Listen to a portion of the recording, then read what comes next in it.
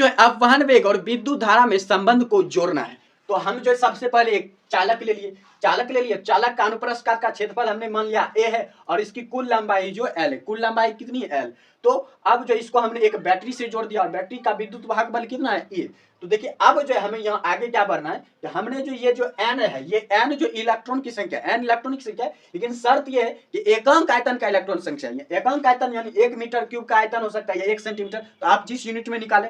तो एकांक आयतन का जो कुल इलेक्ट्रॉन है वो n है। तो हमें निकालना इलेक्ट्रॉन पूरा आयतन यानी पूरा जो है चालक का निकालना है। तो पूरा चालक के लिए जो है पूरा आयतन को हमें जोड़ना होगा। तो एकांक आयतन यानी एक आयतन का इलेक्ट्रॉन है n, तो पूरा आयतन हमें निकालना होगा। पूरा आयतन क्या होता है, आयतन का फार्मूला क्या होता है, लंबाई गुना चौड़ाई गुना ऊंचाई, लंबाई गुना चौड़ाई गुना ऊंचाई, और लंबाई गुना चौड़ाई बराबर क्या होता है a। लंबाई चौड़ाई किसका फार्मूला होता है, लंबाई गुना चौड़ाई, लंबाई गुना चौड़ाई क्षेत्रफल का फार्मूला होता है, इसलिए लंबाई गुना चौड़ाई बराबर क्या हो जाएगा a। हमने क्षेत्रफल मान रखा है a। और उसके बाद ऊंचाई और लंबाई क्या होता है बराबर, ऊंचाई और लंबाई दोनों एक ही है, तो इसलिए ये हो जाएगा ऊंचाई बराबर हो जाएगा लंबाई यानी l। तो हमें जो आयतन प्राप्त हो गया a गुना l। हमें आयतन कितना प्राप्त हुआ a l, तो पूरा आयतन है a l। तो एक चॉकलेट का दाम अगर 2 रुपया है तो 10 चॉकलेट का दाम 2 गुना 10 हो जाएगा। तीसरा एक आयतन का जो इलेक्ट्रॉन है वो n है, तो कुल आयतन का इलेक्ट्रॉन NaL हो जाएगा NaL। तो हमने वही निकाला है कुल मुक्त इलेक्ट्रॉनों की संख्या कितना है NaL।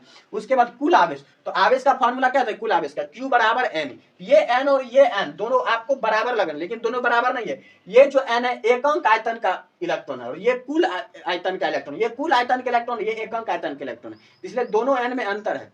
तो जो यहाँ पर हमें क्या लिखना है कुल आयतन का इलेक्ट्रॉन, तो कुल आयतन का इलेक्ट्रॉन कितना है NaLe। तो हमने n के जगह पर रख दिया NaLe। तो हमें जो आवेश मिल गया NaLe, क्योंकि n बराबर कितना है, n बराबर है NaL। n बराबर कितना है NaL, क्योंकि n बराबर n क्या है कुल इलेक्ट्रॉन संख्या, कुल इलेक्ट्रॉनों की संख्या जो है वो है NaL। तो NaLe हो जाएगा, तो आवेश बराबर हो जाएगा NaLe।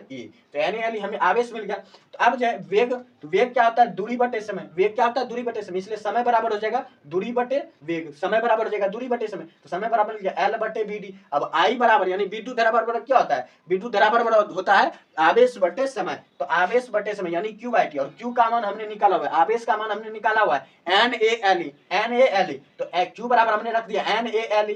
अब समय का मान भी हमने L बटे Vd रख दिया। अब L जो है कैंसिल हो जाएगा क्योंकि डिवीजन में, लेकिन ये सबसे नीचे डिवीजन के भी नीचे, डिवीजन के नीचे जो मल्टीप्लिकेशन होता है यानी ये ऊपर चला जाएगा, ये गुना के साथ ऊपर चला जाएगा। तो इस तरह से हमें फार्मूला मिलेगा I बराबर NaeVd, I बराबर NaeVd। यही होता है अपवहन वेग और धारा में संबंध।